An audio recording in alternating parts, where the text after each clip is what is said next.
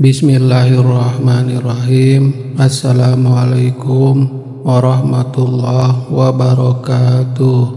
Alhamdulillahirabbil alamin. Allahumma shalli ala sayyidina Muhammad wa ala ali sayyidina Muhammad.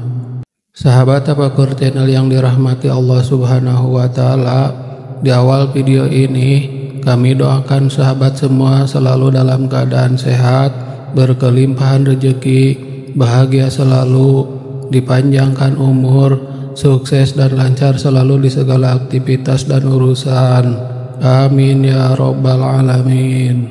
Sahabat Tafakur Channel, menanggapi pertanyaan tentang Allah Subhanahu wa taala dan segala hal yang berkaitan dengan eksistensinya tentu bukan perkara mudah. Namun jangan cemas, karena semua itu ada jawabannya. Seperti yang pernah ditunjukkan oleh seorang pemuda muslim yang berhasil membungkam seorang ilmuwan ateis dengan jawaban yang logis dan menohok. Saat itu ilmuwan ateis tersebut bertanya, siapa yang menciptakan Allah Subhanahu wa taala?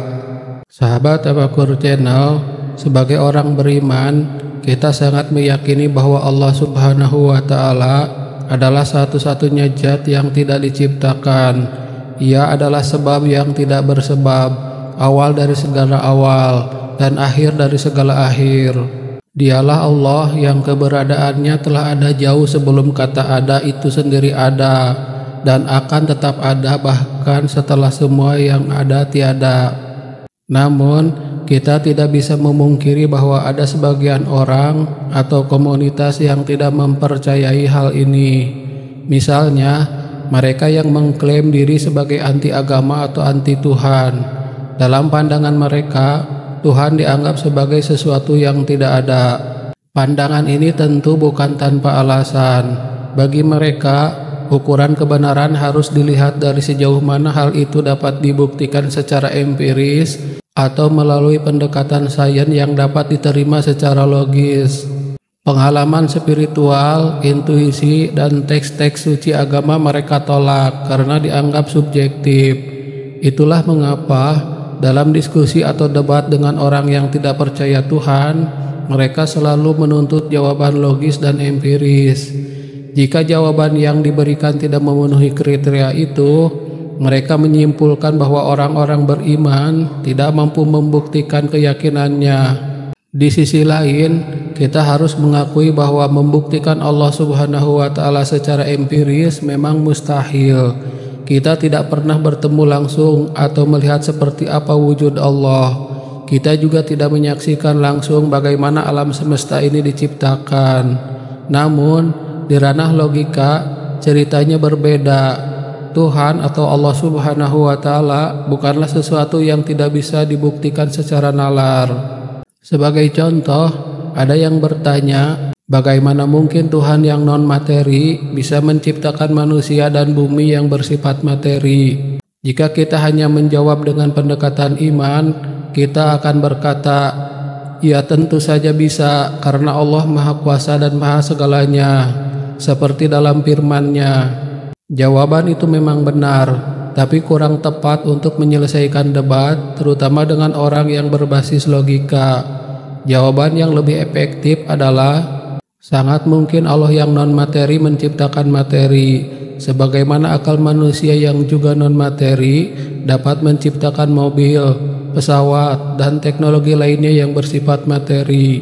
Sahabat Tafakur Channel, suatu hari, seorang ilmuwan ateis mendatangi sebuah majelis ilmu kaum muslimin. Ia ingin tahu mengapa banyak orang begitu mudah mempercayai adanya Allah Subhanahu wa taala. Padahal menurutnya, Allah bertentangan dengan ilmu pengetahuan. Setelah diberi kesempatan bertanya, ilmuwan ini berpesan, tolong jawab pertanyaan saya berdasarkan ilmu pengetahuan, bukan dalil agama, karena saya tidak mempercayai sumber itu. Pertanyaannya pun dilontarkan, siapa yang menciptakan Allah Subhanahu wa taala? Menurutnya, setiap sesuatu yang ada pasti ada penciptanya. Manusia lahir dari manusia, hewan dari hewan, tumbuhan dari tumbuhan. Lalu bagaimana dengan Allah? Mendengar itu, majelis seketika menjadi hening. Para jemaah bingung, tak menyangka akan dihadapkan pada pertanyaan yang rumit tentang perkara gaib. Beberapa saat kemudian, seorang pemuda berdiri dan berkata, "Saya akan mencoba bertukar pikiran dengan Anda, Tuan." Dalam keheranannya, ilmuwan itu mempersilahkan. Pemuda itu bertanya, "Tuan seorang ilmuwan bukan? Pasti Anda mengerti ilmu hitung." "Tentu, itu bidang saya," jawab sang ilmuwan.